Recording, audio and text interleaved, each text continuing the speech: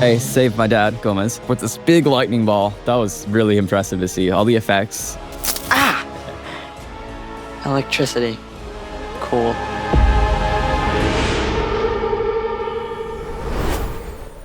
Hello, it's Caitlin Riley, and welcome back to the Wednesday Season 2 official WOCast. We've got an incredible guest list. I mean, where do I even start? The Pugsley Addams is here, that's right. I'll be chatting with Isaac Ordonez about his new powers, his bond with Eugene, and what it's like to keep a pet zombie. Mark Sutherland is here to discuss iconic looks and on-set secrets from the wardrobe of Wednesday. And we've got prosthetic artist Tristan Verslaus to talk us through all the monstrous looks from Season 2.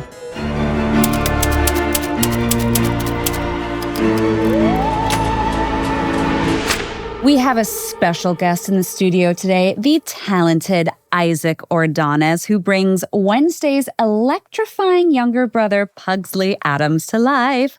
Isaac, welcome. Thank you for being here. Thank you for having me. Of course. Now, I wanted to discuss Pugsley's new power this season. That looked like it was a lot of fun to play. It was. Did you do additional research, like shock yourself, or how did you get into that? I looked into other characters with electrical powers. Stuff like Miles Morales, Spider-Man, Storm from X-Men. Yes. Emperor Palpatine, Star Wars. Of course. Kaminari from My Hero Academia. All these characters. Oh, and also Fern Armisen, who plays Uncle Fester. Yes. He showed me how he does it. They had a top-notch electroshock therapist, Igor. He ran a gulag in Siberia. He really knew how to rattle the old cerebral cortex. Nobody sneaks up on me, kid. I would say that so far, you're my favorite character that has the electricity power. Really? Yeah, just want to put that out there. That's an honor. Does having a power of Pugsley's own, do you think that gives him a newfound confidence? Do you think he's coming into his own a little bit? I think with Season 1, with everything that happened to Gomez, he felt kind of helpless with everything that happened. But now that he has his own power, electricity, I think he's more confident in himself now. When Pugsley gets to Nevermore, he is so desperate to make friends. Can you tell us about his relationship with his roommate, Eugene? It was really, really fun to see you guys play together and act together. What was it like working with Musa? At first, Eugene's hesitant to be friends with Pugsley. But whether he liked it or not, he was dragged into the whole ordeal with Slurp. Mm-hmm. And Musa's great. We would talk a lot on set, and even off set, we play video games together. And What kind of video games? We played Fortnite, if I remember correctly. It's kind of the perfect hang sash, I'd have to say. Yeah. What about honey? It's nature's perfect food. Antioxidant, antibacterial, low glycemic index.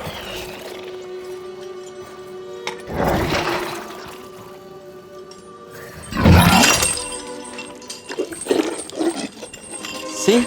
He likes it.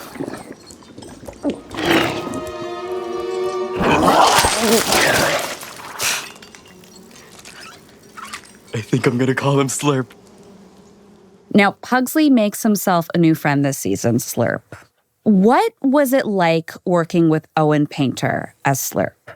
Owen's like one of the nicest dudes you can meet, and I really respect his acting skills. I think he's a great actor.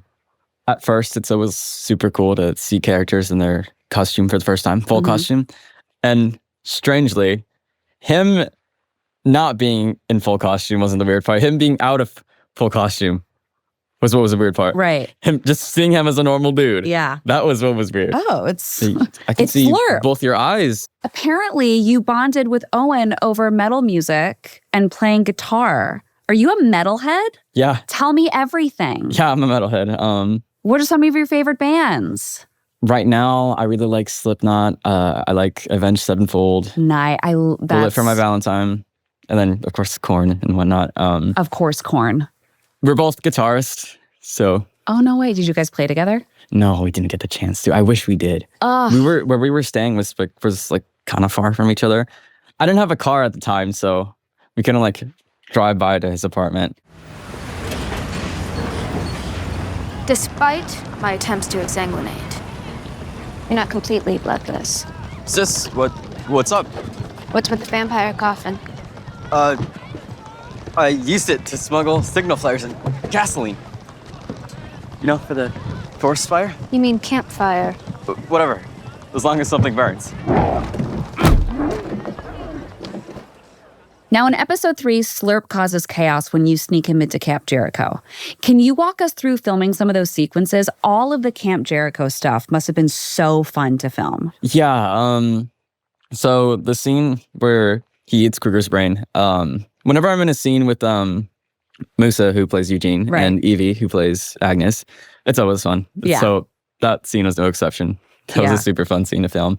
And then the scene where I saved my dad, Gomez, and hit Slurp with this big lightning ball, that was really impressive to see. All the effects and stunts. It was super cool. So, are you going to invite me in so I can inspect your tent? No. Eugene, just let one rip. Yeah, it smells like someone died in there. So if you get in trouble, remember the first rule of camping. Leave no trace, especially the bodies. Good one, Mr. Adams. We also see Pugsley's relationship with his family shift a lot this season, especially with Gomez. Tell us about working with Luis on the father-son energy. Did he give you any advice this season? We would goof off in between shots, and he would tell me stories and give me acting pointers. Tell me, what stories, what acting pointers? Stories from all throughout his career. And the acting pointers, I do remember one day on his day off, he came to set and had like a little bit of crew, and we did some camera exercises. Oh, nice. Yeah, it was really nice of him. That's awesome. Now, what are some of your favorite memories from filming this season? Any night shoot, really, because at night I'm more active at night. I'm a night person, and Same. night shoots usually tend to have full cast, which is always fun. I do remember they would give us coffee and Red Bulls, which was fun but chaotic. Makes things easy. Yeah. And chaotic. So a lot of people needed it. I mean, because usually like the times they were filming were like 10 to like 6 a.m. Where do you want the next season to take Pugsley, do you think? I have to be in the room with the writers to like give out suggestions. Tell me, and then we'll tell them. There's so much I could do. I know. It's endless. I do remember in like an interview before season 2 even started filming, they're like, what would you want for your character in the future? I was like, I think he should go to the school. I think he should be friends with the beekeeper. It'd be nice if you got his own set of powers. And then, yeah, that happened. So I didn't know about Netflix, okay? I didn't know. Well, thank you so much, Isaac. Thank you for being here. Thank you for having me. And also, there's a table up there where you can leave a gift for me. What if I didn't get a gift? What's with the bottle rockets? Early warning system? For what?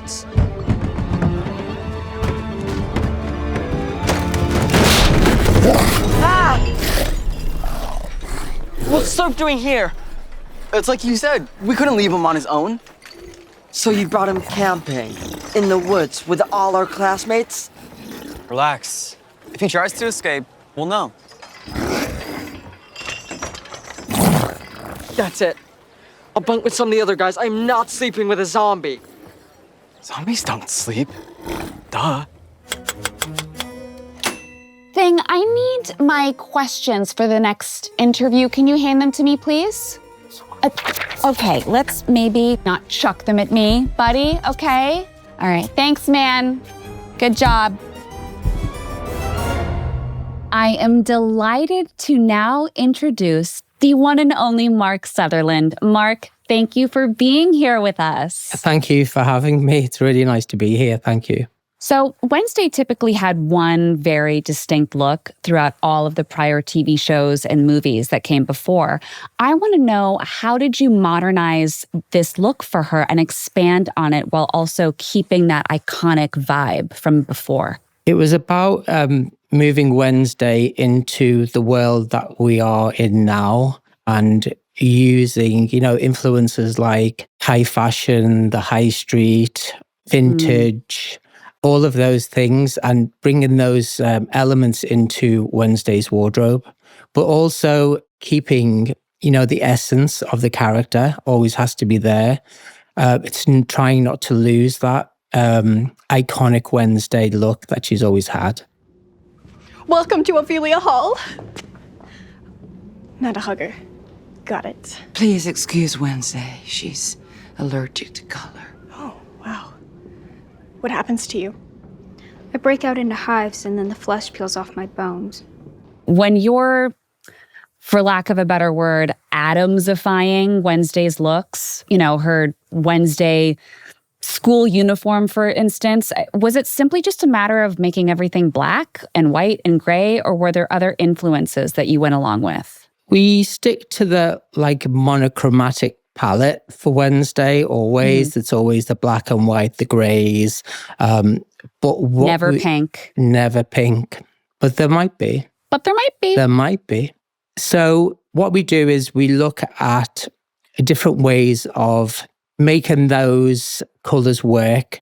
We use a lot of printing, like Jenna's uniform. Everything on Jenna's school uniform is hand printed. So wanted to highlight the stripes this season. Wow. So that would show a little bit more under. Has a new coat on and stuff like that. So what we want to do is we maybe look back at last season and see where we can progress, or we could elevate different elements of her costume. Like we do a lot of printing. We hand printed a lot of T-shirts that we designed for her. And then also, depending on what Wednesday has to do within the show, we have to think about textures, fabrics. You know, if there's a night shoot, we don't want her to disappear. So we would find something with a reflective element. We would maybe put a pair of pants on with the stripes, so we've got a hint of some white somewhere. So we're always thinking about how we can mix it up a bit, but also so long as we can showcase the whole Wednesday look. We'll be talking to Colleen later in the series, and I know the two of you have worked very closely together in putting all of the looks together for the series. I want to know, what is it like working with her? Can you talk us through how you guys divide and conquer costume development? Well, it's not so much divide and conquer, we collaborate so much. But I have to say, when you say divide, it made me think of something. When in the early stages of the process, Colleen was in New York, I was in London. Colleen was in the Bronx looking for things and costumes for Enid in vintage stores. I was in Camden Market looking for other things for Enid in Camden Market. And it was we were both there at the same time. So it's like pulling those things together, but we know each other pretty well. But we communicate a lot. It's with the world that we live in now. She can FaceTime me in Brooklyn. I can FaceTime her in Camden, and we can show each other where we're thinking and where we're going with each character. I'm doomed. I have nothing to wear. And where's the top to my zebra striped bikini? Hiding in shame. Are you just gonna sit there and stare at that disgusting eyeball all day, or are you gonna help out your friend? It's an overnight camping trip. How many outfits could you possibly need? Well, there's the bus fit, and then the opening campfire, then the late night swim, and then there's the morning hike, and then the final jamboree, not to mention breakfast, lunch, and dinner. Enid, I wanted to talk about as a character. She is so colorful. She's so extroverted, and that is reflected very much in her dress sense. How did you cultivate her look? Were there specific people or references to look at when developing her costumes? Where does the inspiration come from? The inspiration for Enid was developed from Japanese street style. That was what we were thinking when we were doing some research. Interestingly enough, there's quite a bit of that look actually in Camden. Is there really? Places. Yeah, it's sort of, I think it's such a worldwide look now, but that's where that's what we were thinking when we headed into designing costumes for Enid. Her costumes are incredible. Incredible. I wanted to also talk about Bianca as well this season. She's a very cool and collected character. She was definitely the it girl of season 1. How do you think her look has developed from season 1 to season 2? She's still pretty cool. She's still the it girl. She's got a great sense of street style. With her casual looks, we experimented with the different techniques. Like there's a process called foiling, where you print a reflective element on top of the fabric. So it gives like a water effect. Can you do that at home? Yeah. Get your iron out. And then we did a lot of printing as well. So, we'd have like some denim jackets and trousers. So what we'd have a printing element on top of it, just to give her a different dimension. And also for her school uniform, which I think I really love her school uniform this season. That was one of my favorite school uniforms. Yeah, it's a bit more, I say a bit more relaxed. It's really still cool. She's got great pants, fabulous trainers. We wanted to swap out the shirt, so it's a bit more black and white. She wears a boy's tie. She wears a really cool blazer. We've got the new Siren Song Nexus that sits over the top. She has a bit more of an official capacity in this season because she is organising the gala with Dort and Morticia. So that gives her a bit more of an official appearance within the show. But yeah, she still looks pretty cool. She rocks. You're not seriously asking me to siren song her? Of course not. I'm ordering you.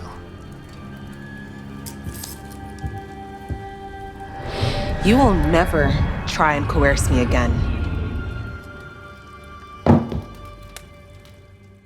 I love the character Slurp. I wanted to talk to you about working with the prosthetics team with that costuming. I mean, what was that experience like and how did you pull that together? It was a very step-by-step process with Tristan. I feel really lucky to be part of that process from the very beginning. It was, part of, with the prosthetics team, seeing how they develop, the skeleton that we had to put on top of the actor.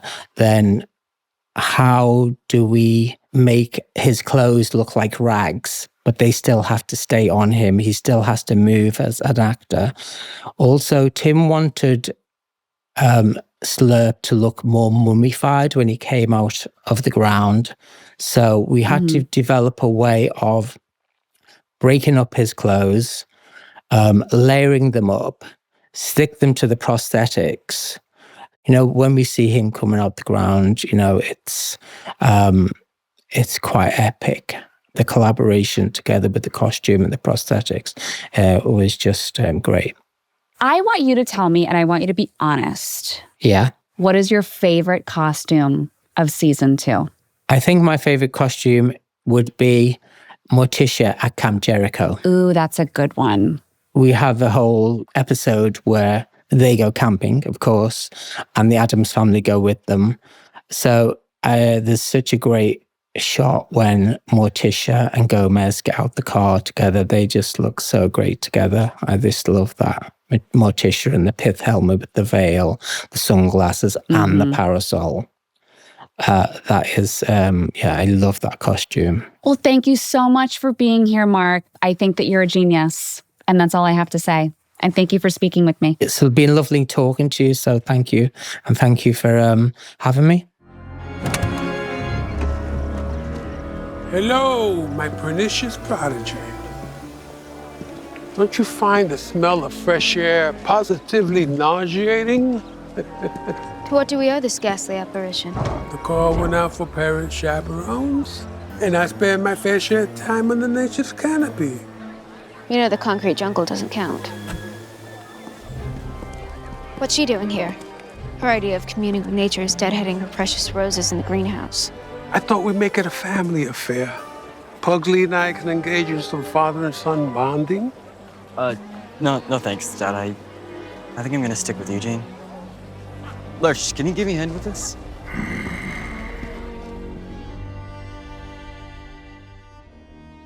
My next guest on the official Wednesday WOCast is prosthetics marvel himself, Tristan Bruslaus. Tristan, thank you so much for being here with me today. It's my pleasure. Now, episode 3 opens up with Thing getting a manicure for his birthday. He's treating himself. We're seeing a lot more of Thing as a character this season. What was it like working with Victor? Victor's fantastic. We worked together in season 1, and then coming into season 2, we obviously we knew the character, but we wanted to refine things a little bit with his prosthetics and everything that we do with him. But it was really good. Like he really knows what he's doing. He really knows how to bring Thing to life with the different expressions in the hand. So obviously we do our best to do that with the makeup too every day. And so what does Victor have to wear as like a human man when being a prosthetic hand? What is he wearing? What is he doing? So he has full makeup and prosthetics on his hands. So he comes to us in the makeup trailer in the morning. We put a what we call chroma key blue suit on him, which involves a sleeve as well that comes all the way to the wrist. And then we have different stumps, different Thing stumps, which have all been named. What are the names of the stumps? Well, we have the one that we have standing stump. Okay. We have lazy stump. We have collar, and we have under stump. And then this season, we also designed Robo Stump, which is a little one that has a little bit of movement on the top. Can I just say that Robo Stump is an incredible name for a band? And if you ever get into music, I think it should be your band name, Tristan. Absolutely, gotta say. absolutely. It's just as like a little side hobby. Now, was it complex to sort of develop the prosthetic? What's that process? I think that it was complex to create the whole character in a whole, as a whole sort of thing, to understand how it's going to work. Because I think we knew we wanted a human hand to sort of bring it to life. And then it was figuring out how the hand is, how the body is removed, if you know what I mean, and how that stump looks and how that interacts every day to make sure that it kind of has the right anatomy kind of thing and it looks sort of real enough. So we did a lot of tests early on with different types of stumps and color and that kind of stuff until Tim and Miles and Al and everyone was sort of happy with the final look. Victor was talking to me about the Robo Stump, I guess, is what he was discussing. I wanted to talk about how that was developed because you're dealing with a prosthetic, but then you're also dealing with an electronic aspect as well. In the first season, we didn't have the Robo Stump. We had the 4 other stumps. And each day, with sort of VFX and Victor and the director, we would figure out what stump that we need for that day's filming to cover the right types of shots, because the different stumps were for different angles and different positions of the hand. So if he's standing like this on the table, then we would have the collar stump. And if he was walking, we would have the lazy stump. So we have like a whole formula sort of worked out for Thing. Different stumps and that kind of stuff. So the Robo Stump came about as just advancing his character, really, trying to give more availability to shooting it with the director and with Victor bringing it to life, to have a little bit of movement on the top of the stump, because obviously he can move his hand, his fingers, but the actual stump was always sort of static. So we just gave him a little bit more, like a little joystick, so he could just add little subtle movements to it. So there was one scene where he kind of Thing nods a little bit. He gives like a very gentle nod. And the stump is nodding, and Victor's controlling the joystick for the Robo Stump. He does, yeah, he is. So he's got Amazing. like a little pack, like a little sort of battery pack with a little joystick in his left hand. So he's kind of like right-handed and then left-hand joystick. So it's fun.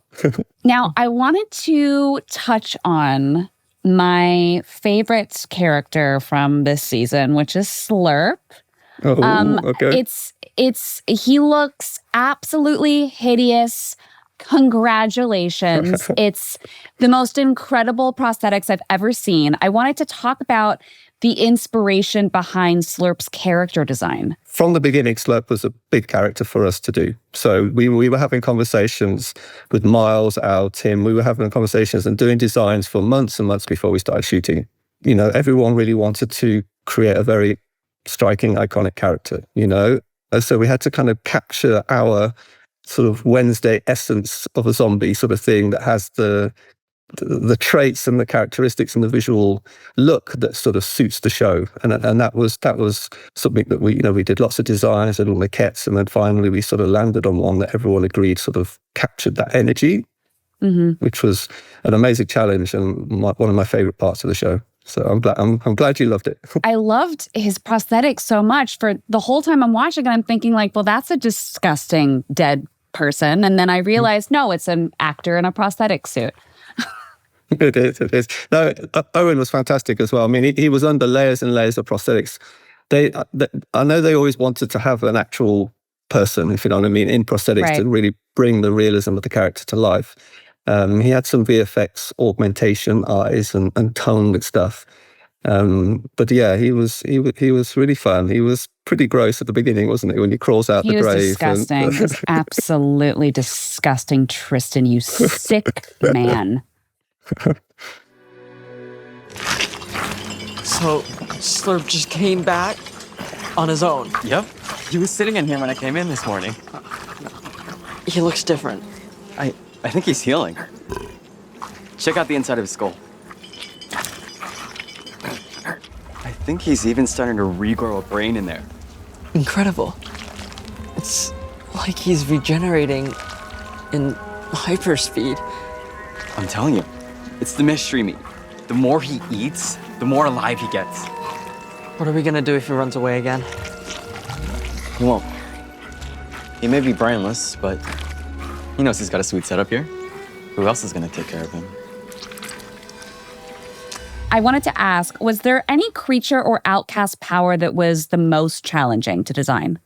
Well, I actually think that the faceless were kind of hard because they don't have any face. So I had to figure out how they breathe and how to deal with that on set, you know. So what was how were they breathing? What was that mechanism? We created a mask that basically has a sort of a spacer between the silicone mask and their face, and then within that we created almost like a snorkel. So with there's holes on the top and holes underneath. So if you know those kind of those all face snorkels you have, and there's like a breathe hole on top. It's essentially like that basically. So they can wear it, but still get a good intake of air. It's so hard to talk to you with my mouth not wide open because everything you're saying to me is crazy and so fascinating. It is amazing how much goes into this job, you know, how many different processes, materials, like I say, talent, skills, you know, knowledge. Just to produce these characters. But that's what always fascinated me about doing this, is like there is so many elements to this job. You kind of have to be a bit of a chemist, a bit of an artist, a bit of a problem solver, you know. So. Well, Tristan, thank you so much for speaking with me. Thank you for being here on the WOCast. And I bid thee adieu. It's a pleasure to be here. Thank you for asking me. I cannot wait to dive into the next episode. We're talking all things Madame Mischievous with Fred Armisen, a.k.a. Uncle Fester. Because he is mysterious, I think that's what appeals to Wednesday. Right. Is that because he's off doing, I guess, crime? And can you believe it? I'm going to be speaking to Joanna Lumley. So it was just the best, the most wonderful, complete little character given to me to inhabit. That's all coming up on the next episode of Wednesday's Season 2 official WOCast. I'm Caitlin Riley. See you next time, my little vipers.